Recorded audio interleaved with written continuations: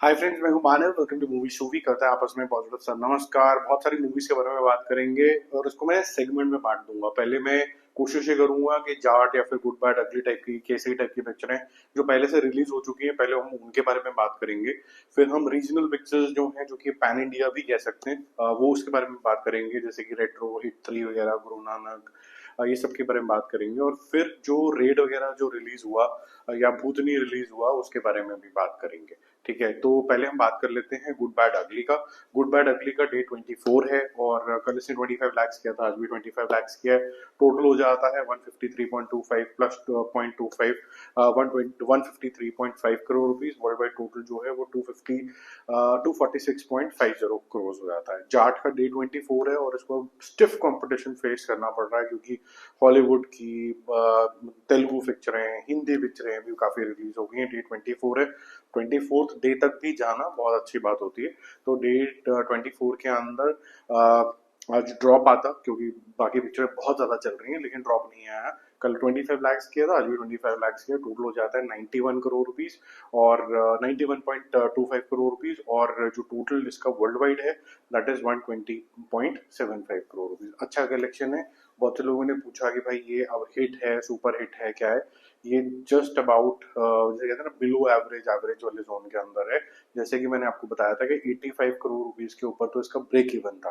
तो अगर हम 91 माइनस 85 करें तो होता है 6 करोड़ रुपए, यानी कि सिर्फ 3 करोड़ रुपए कमाए डिस्ट्रीब्यूटर साहब ने। लेकिन वर्ल्ड वाइड लेवल पे एक अच्छा खासा से कलेक्शन आ गया, जो हिम्मत बढ़ाता है कि आप इसको पार्ट 2 भी लेके आइए।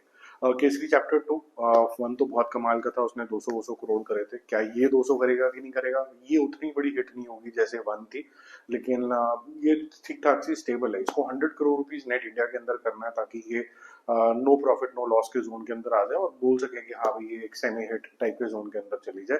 1 करोड़ रुपए इसने कल किया था, आज के 1.5 करोड़ रुपीज। टोटल हो जाता है 77 plus 1.5 crore rupees, total 78.5 crore rupees. जो वर्ल्ड वाइड टोटल है वो करीबन करीबन 23 करोड़ रुपीस के आसपास जा रहा है। थुंदरम, जो कि एक मलयालम मूवी है, हम सारी इंडियन जितनी मूवी है कोशिश करते हैं सारी कवर करें जो सिग्निफिकेंट रिलीजेस हुई हैं। तो ये मोहनलाल की पिक्चर है।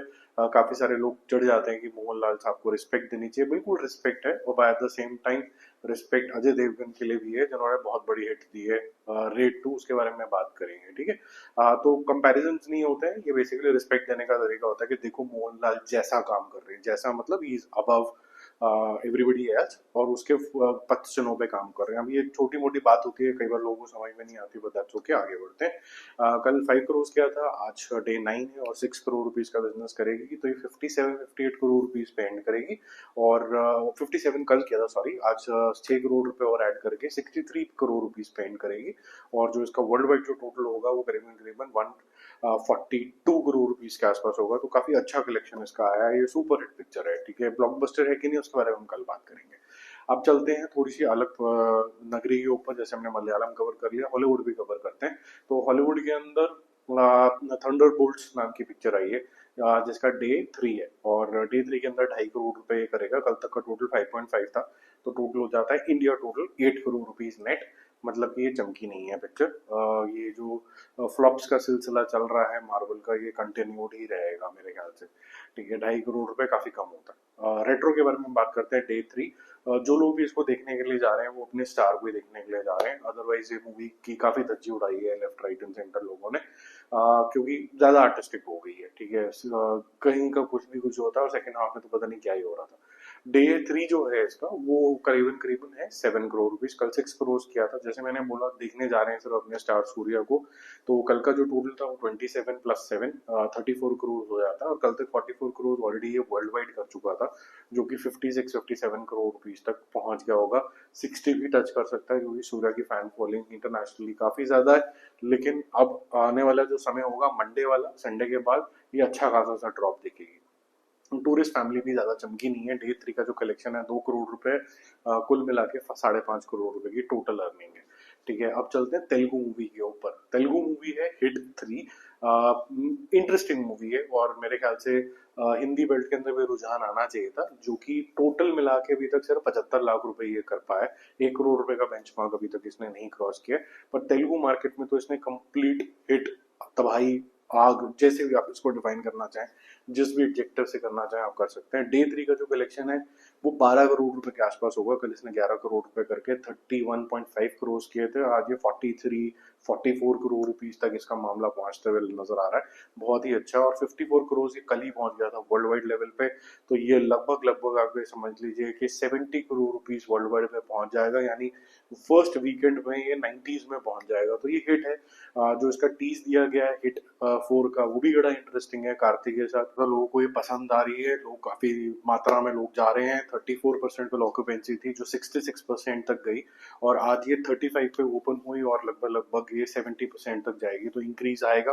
और जो एविडेंट है यहाँ पर 12-13 करोड़ रुपए करना काफी बड़ी बात होती है, काफी अच्छी हिट होगी। और लोग इसको ऐसी तरीके से डिफाइन करते हैं कि भाई जो अर्जुन सरकार है वो कहीं ना कहीं नानी के जो रोल इन्होंने नानी ने जो रोल निभाया है, उनकी जो स्क्रिप्ट की चॉइस है वो काफी ज्यादा अच्छी है। अब चलते हैं तब भूतनी की तरफ। अब हिंदी पिक्चरों की बात करते हैं जो नई रिलीज हुई है। डे 3 है इसका।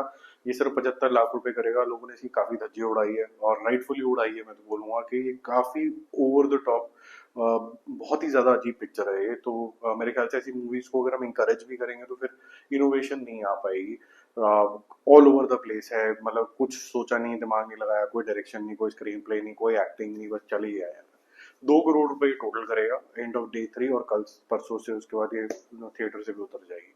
रेड 2 के बारे में बात करते हैं। डे 3, और ये काफी ज्यादा प्रॉमिसिंग नोट के ऊपर ही शुरू हुआ। 17% कल ऑक्यूपेंसी थी, फिर 16 हुई, 18 हुई, 36% पे एंड हुआ।